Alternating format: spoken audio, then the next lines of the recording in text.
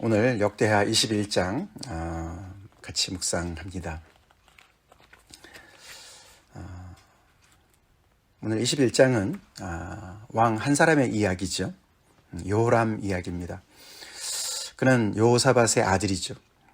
근데 여호사밧은 앞에서 17장부터 20장까지 그의 이야기가 길게 이렇게 소개가 된 반면 여호람은 딱 한 장으로 이렇게 그의 인생이 이렇게 기록이 되었습니다.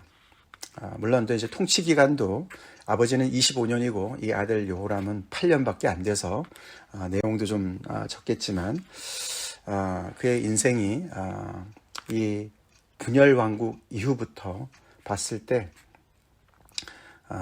정말 이렇게 여호와 앞에 악을 행한 왕이 없었어요, 그렇죠? 뭐 이런저런 좀 잘못은 있었어도 그래도 그 다윗의 어떤 그 신앙을 이렇게 유지해 왔는데 여호람이 정말 하나님 앞에 너무나 악한 그런 왕으로 이렇게 기록된 첫 왕이 됩니다. 그래서 그의 그 이야기가 이렇게 처음부터 끝까지 하나님 앞에 엄청난 죄악을 범하고 많은 백성들을 믿음에서 떠나게 하고 결국에 그 자신도 하나님 앞에 이렇게 정말 그 심판을 받고 벌을 받아서 그의 그 죽음이 너무나 그 끝이 너무나도 쓸쓸하고 너무나 그렇게 정말 비참한 그런 끝을 이렇게 기록하고 있는 것을 우리가 보게 되죠. 사실 이 여호람을 시작으로 해서 약 한 15년 동안 이 다윗 왕조에 굉장히 어둠이 이제 드리우게 됩니다. 그가 오늘 이렇게 내용에 보지만 그의 아들 여호아하스 한 사람만 남겨두고 다 그냥 볼모로 잡혀갑니다. 그렇죠? 자기의 아들들과 또 아내들과 다 외세의 블레셋 사람들과 구스에 가까운 아라비아 사람들이 쳐들어와서 그들을 다 끌고 갔다. 그래서 아들 하나만 남아요. 이 다윗의 후손에 그 왕위가 계속 이어져야 되는데 계승이 되어야 되는데 결국에는 아들 여호아스 한 사람만 남게 되죠. 그 사람이 이제 뒤에 22장에부터 이제 나오는 얘기, 거기는 아하시아라고 이제 이름이 바뀝니다. 같은 사람인데 이름이 달라요. 아하시아 왕이에요. 아하시아 왕 때, 그 다음에는 그 아하시아 또 못된 짓을 많이 합니다. 그러고는 여기 오늘 이 여호람의 부인인 아달랴가 섭정을 또 하게 되죠. 아하시아는 1년밖에 이제 왕위에 못 있고 아달랴가 이제 그 엄마가 이렇게 섭정을 또 하는 그런 내용들이 나오고 그때 그냥 또 많은 왕자들 다 죽이지 않습니까? 그래서 이 다윗 왕조에 아주 그냥 피바람이 부는 그런 한 15년 정도의 그런 역사를 이제 여는 그 장본인이 바로 여호람입니다. 그때에도 정말 하나님의 은혜로 딱 한 사람을 이렇게 뒤에 숨겨놨었어요, 그렇죠? 그게 이제 요아스죠, 요아스. 요아스를 다행히도 이렇게 숨겨두어서 그 다윗 왕조가 겨우겨우 이렇게 이어져가는 이제 그런 암흑기가 이제 시작되는 거기에 이제 처음 이제 인물이 바로 여호람이에요. 그래서 이제 그런 전체적인 이제 흐름 속에서 봤을 때 이 포로에서 돌아온 그 백성들에게 이제 다시 이렇게 그 역사를 되뇌는 그런 역대기 어떤 특징으로 봤을 때 오늘 말씀에서 가장 중요한 핵심적인 그 구절을 뽑아봐라 그렇게 된다면 다름 아닌 7절이 되겠죠. 7절. 여호와께서 다윗의 집을 멸하기를 즐겨하지 아니하셨다. 그래서 이렇게 대가 면면이 이어졌다. 그래서 지금까지 이어져서 우리가 여기에 있다. 그것을 강조합니다. 하나님의 뜻을 거스리고 이렇게 정말 그 다윗의 왕조를 뒤흔드는 인간의 죄악이 아무리 정말 만연했어도 창궐했어도 하나님께서 신실하게 그 다윗과의 언약을 지키셔서 그 다윗에게 주시겠다고 항상 등불을 주시겠다고 후손을 주시겠다고 약속하신 그 약속이 결국은 그 어둠을 뚫고 여기까지 오게 했다. 하나님의 신실하심을 찬양하는 내용이 핵심적인 내용이겠죠. 우리 그 말씀에서 위로를 받고 소망을 얻읍시다. 오늘 내용 전체가 굉장히 어두워요. 그렇죠? 어둡습니다. 우리가 하나님을 믿고 따라갈 때 정말 사망의 음침한 골짜기를 지나가는 것 같은 때가 있습니다. 아무런 빛이 안 보입니다. 그렇죠? 깜깜합니다. 절망적입니다. 악이 정말 모든 세상을 다 정말 좌지우지하는 것처럼 보일 때가 있습니다. 그렇지만 그 와중에도 하나님은 신실하게 역사하시죠? 역사하신다. 그래서 그런 포로에서 돌아온 공동체 입장에서 봤을 때 이 말씀을 꽉 잡았겠죠. 그렇죠? 지금도 여의치 않은 많은 상황 속에서 여전히 하나님께서 하나님의 이 약속을 붙잡고 정말 계속 신실하게 이어나가실 것이다. 그 말씀이 우리에게도 해당되는 말씀이죠. 우리에게는 예수 그리스도를 통해서 새 언약의 백성으로 우리를 불러주셨습니다. 신실하신 언약의 신실하신 하나님께서 우리를 끝까지 하나님께서 인도하실 줄로 믿습니다. 사망의 음침한 골짜기를 다 지나서 하나님의 그 목전에 우리를 세우시고 우리에게 상을 베풀어 주시고 하나님의 인자하심과 정말 성실하심이 정말 끝까지 우리를 따를 것을 우리가 믿죠. 그래서 아버지 집까지 우리를 인도하실 것을 우리가 믿습니다. 이 요람이 행한 일은 이제 그가 왕위에 올라오기 전부터 뭔가 정말 이렇게 그 전조가 있었던 것 같아요. 그렇죠? 그 왕으로서 이제 몇 살에 이제 왕위에 올랐다. 그게 이제 5절에 나오는데, 그 이전에 그가 벌써 왕위에 올라서 처음 한 일이 자기 아우들을 다 죽이는 일이었다고 기록을 먼저 합니다. 그렇죠? 2절에 그의 아우들이 6명이 나와요. 그 아버지 여호사밧은 우리가 어저께까지 묵상했던 그의 인생, 정말 많은 어려움 속에서 하나님 앞에 정말 이렇게 기도로 그 어려움을 이겨나가고 믿음으로 이겨나가고 많은 백성들을 정말 함께 하나님을 정말 살아있는 하나님을 경험하게 했던 그런 대단한 정말 그런 리더였는데, 그 아버지가 이제 자신이 죽으면서 이렇게 정말 지혜롭게 아들들한테 어떤 그런 다툼이 없이, 아들들이 많으니까 그들 각자에게 다 줄 것 주고 요람은 장자기 때문에 왕권을 물려줬다, 이렇게 이제 기록을 했어요. 그렇죠? 그럼 잘 됐을 것 같은데 요람이 자기 동생들을 다 죽였다는 기록이 나옵니다. 모든 아우들과 더 나아가서는 이스라엘 방백들 중 리더들 몇 사람을 죽였다. 정적으로 간주한 것이죠. 그렇죠? 정치적인 자기 어떤 그런 반대 세력으로 간주를 했습니다. 이렇게 분봉왕 비슷하게 이렇게 다 흩어놨지만서도 그것을 굉장히 좀 인시큐하게 생각했던 것 같죠? 근데 그것이 하나의 그냥 단순한 이유가 아니었습니다. 그 뒤에 6절에 보니까 그 이유가 좀 더 뿌리가 깊었어요. 그가 이스라엘 왕들의 길로 행하기 위해서 그랬던 것 같습니다. 자기의 왕권을 강화하려고 했던 것도 있겠지만 자기 나름대로 뭔가 하고 싶은 일이 있었던 것이죠. 그것을 방해하는 세력이라고 판단했던데, 그것이 바로 자기는 이스라엘의 왕들의 길로 행할, 즉 아합의 집의 길로 행하기를 원했던 것이죠. 아합은 북이스라엘 아닙니까? 그렇죠?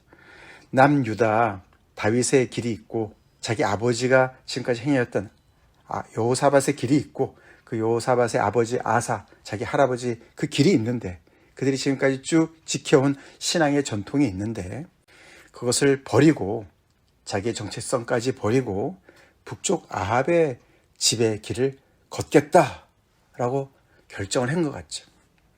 그래서 거기에 방해될 세력들을 다 제거했다고 설명합니다. 근데 왜 그렇게 했냐? 그 이유가 또 나오는데, 그가 아합의 딸과 결혼한 거예요. 그의 아내가 바로 아합의 딸이에요. 이름이 아달랴입니다. 아달랴. 이해가 돼요. 그러니까 그렇죠? 왜 도대체 이런 짓을 했을까? 이해가 돼요. 자기 와이프 말을 들은 거죠. 그 와이프가 북쪽에 그 정말 악명이 높은 아합의 딸이었어요. 그래서 이렇게 지금까지 이 나라가 잘 내려온 그 모든 신앙의 그 유산들을 하루아침에 다 버리는 그런 엄청난 악행을 저질렀습니다. 그래서 여호와 보시기에 악을 행한 왕으로 첫 번째 이렇게 기록이 됐습니다. 그러니까 가장 이 여호람에 있어서의 어떤 그런 패착의 가장 그 뿌리에는 그 자기 아내 아달랴의 뜻을 따른 것이죠. 그렇죠? 그렇게 보면은 이 여호람의 이런 정말 비참한 인생의 그 어떤 그 배후에 아버지 책임도 있는 것 같지 않습니까? 그렇죠? 여호사밧이 정말 신앙이 좋았는데 그 아합과 그런 정략 결혼을 하지 않았습니까? 자기 아들을 그 아합의 왕 딸하고 결혼을 시킨 거예요. 본인은 거기에 영향을 안 받았을지 모르지만 결국은 아들대에 가서 북쪽의 그 바알의 어떤 그런 그 우상이 결국은 남쪽 유다까지 이렇게 침범해서 깊이 침투해 들어오는 그런 결과를 낳게 된 것이죠. 그렇죠? 그러니까 참 여호사밧이 참 사람을 이렇게 좀 가려서 사귀어야 될 텐데 그렇게 하지 않고 아합과도 그렇게 손을 잡았고 또 그 아들 때 아하시아랑도 또 손을 잡고 그렇죠? 그렇게 계속 북쪽의 그 바알 숭배자들과 가까이 지냈던 그 어떤 그런 그 결과를 이 아들 때에서 거두는 것을 보게 된다는 것이죠. 결국 그래서 그 하나님을 배반한 그 정말 그 어떤 그의 배교의 그 결과물이 열매가 여기저기서 나타나기 시작했습니다. 그렇죠? 그것이 첫 번째로는 이웃나라 에돔과 또 밑에 그 블레셋과의 어떤 그 접경지에 있는 림나 다 배반을 하고 이들의 그 통제력에서 벗어나게 되었습니다. 그렇죠? 그래서 이제 점점 더 그들의 기세가 강해지면서 얼마나 정말 신경이 쓰였겠어요. 그렇죠? 북쪽으로는 북이스라엘이 있고 남쪽으로는 또 그렇게 주변에 나라들이 있는데 계속해서 이렇게 저항 세력으로 있으니까 아무리 해보려고 해도 안 되는 그런 외세의 어떤 그런 위협에 쌓이게 되었다. 그리고 그는 여러 산에다가 산당을 또 세웠다고 얘기합니다. 그렇죠? 지금 있는 것도 모자라서 또 세웠어요. 그러니까 굉장히 의도적으로 이 하나님을 믿는 신앙, 하나님을 따르는 신앙, 야훼 신앙을 방해하고 어떻게 보면 그것을 완전히 뒤집어 엎으려고 하는 그런 악한 시도를 한 것이죠. 그렇게 해서 예루살렘 주민으로 음행하게 하고 유다를 미혹하게 했다라고 이야기를 합니다. 아달랴가 계속 부추겼나 보죠. 안타까운 일이 벌어진 것이죠. 그래서 결국에 이런 정말 답답한 이 암흑 상황에서 하나님의 사람을 보내셔서 경고를 하십니다. 다름 아닌 선지자 엘리야예요. 엘리야가 이때까지도 살아 있었나 봅니다. 그렇죠? 이 꽤 지금 내려왔는데 아합의 시대 때 북쪽 이스라엘에서 활동하지 않았습니까? 엘리야가. 그런데 이제 그 아들 때들인데 지금 그래도 아직 여전히 생존해 있었던 것 같습니다. 편지를 보냅니다. 그러면서 강력하게 그가 지금 어떤 잘못을 하고 있는지를 지적하고 그의 죄를 깨닫게 해주고 그리고 하나님께서 이렇게 너한테 벌을 주실 것이다. 경고 메시지를 전해줍니다. 굉장히 자세하게 알고 있어요. 엘리야가. 그렇죠? 다윗의 하나님 여호와께서 이같이 말씀하신다. 하나님을 왕의 조상 다윗의 하나님이다라고 일부러 강조합니다. 그렇죠? 그래서 그가 왕이 된 것이 이런 정말 역사, 긴 역사 속에 연장선인 것을 확인시키는 것이죠. 그래서 내가 내 아비 여호사밧의 길과 유다 왕 아사의 길로 행하지 아니하였다. 길이라는 단어가 눈에 들어옵니다. 그렇죠? 길. 우리 사도행전에서도 그리스도인이라고 부르기 이전에, 불리워지기 이전에 예수를 따르는 그 사람들, 그 도를 쫓는 자다 이렇게 표현했죠. 그 도가 바로 길이죠. 길도자예요. 길. 성경에서는 우리의 신앙을 어떤 길을 걷는 자들로 표현을 하죠. 그래서 요사밧이 걸었던 길이 있고 그 위에 때에 아사가 걸었던 길이 있는데 그 길을 너는 버렸고 오직 이스라엘 왕들의 길로 행했다. 즉 북쪽 이스라엘의 아합의 그 가문, 우므리 가문이죠. 그들이 걸었던 그 길을 너가 선택했다. 길을 바꿨다. 그렇게 얘기를 합니다. 그래서 결국에는 너 자신뿐만 아니라 유다와 예루살렘 주민들이 음행하게, 그래서 아합의 그 바알 신앙을 그대로 본받아서 너가 이 백성들을 그렇게 하나님의 신앙을 떠나게 했다. 그게 가장 큰 죄악이라는 것이죠. 그리고 이어서 너보다 착한 아우들을 죽였다.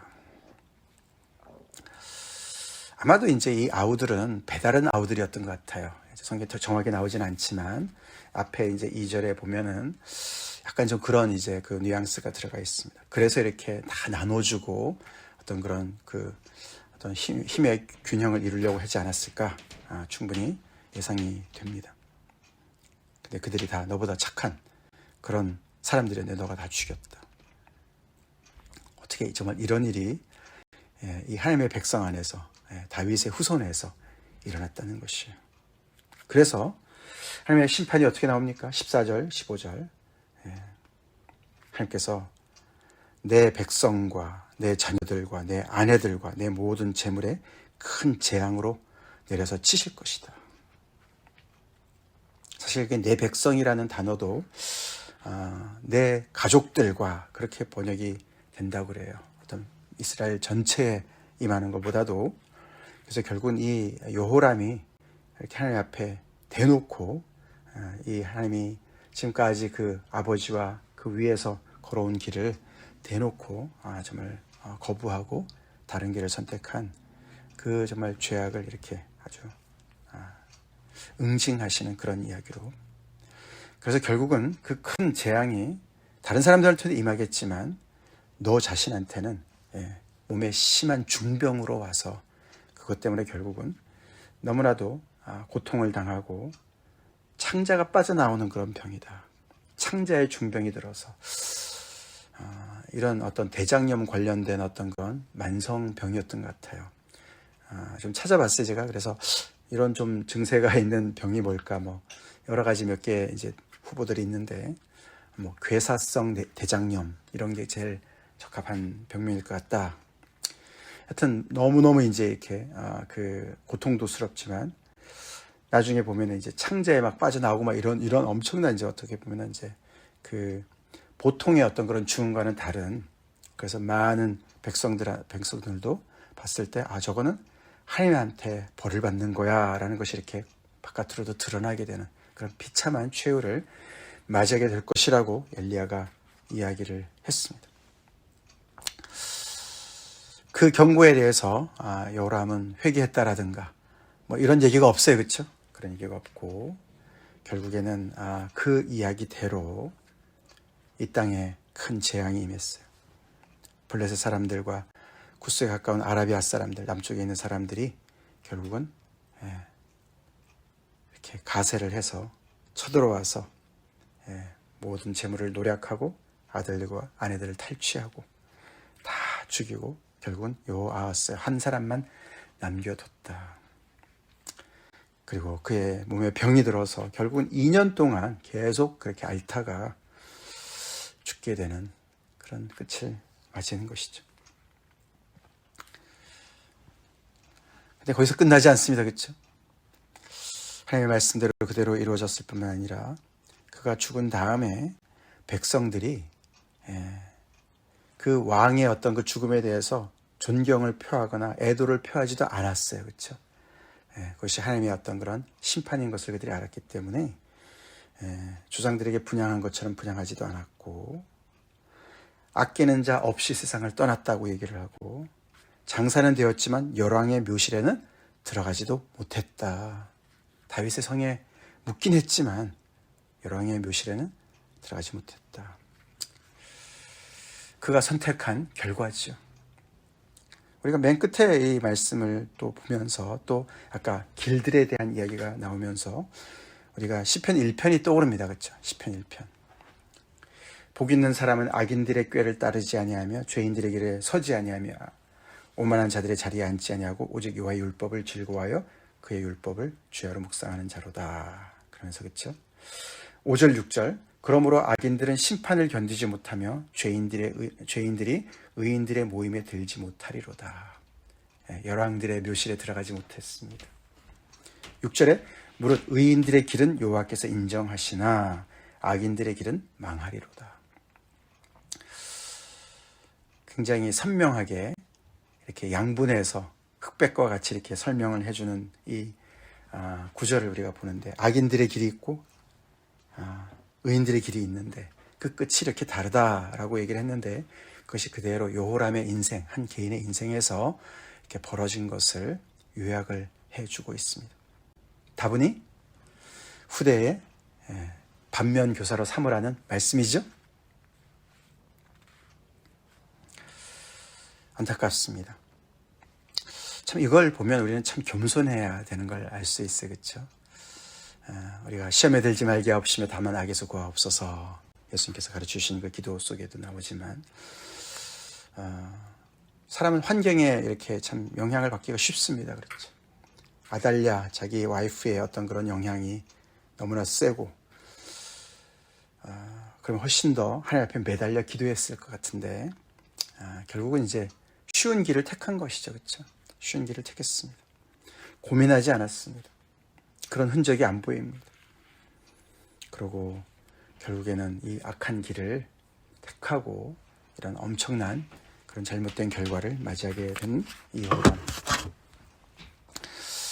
개인적으로도 엄청난 불행이지만 그가 미친 많은 악영향을 우리가 또 생각해 볼 때 어마어마한 그런 정말 이 다윗 왕조에 그런 정말 엄청난 부담을 안겨주고 피해를 안겨준 인물이다. 그것이 바로 잡히는 데는 약 15년 걸렸다.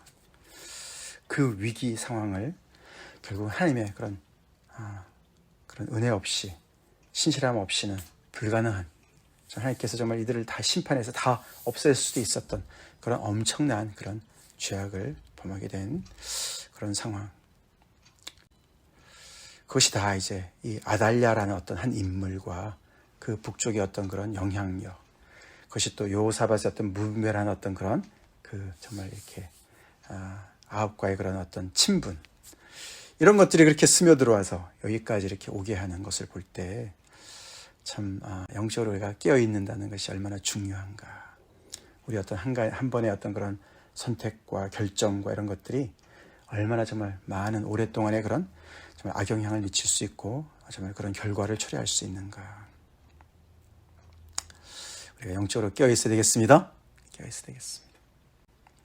우리에게 영향을 주는 사람이 누군가 생각해 봅시다.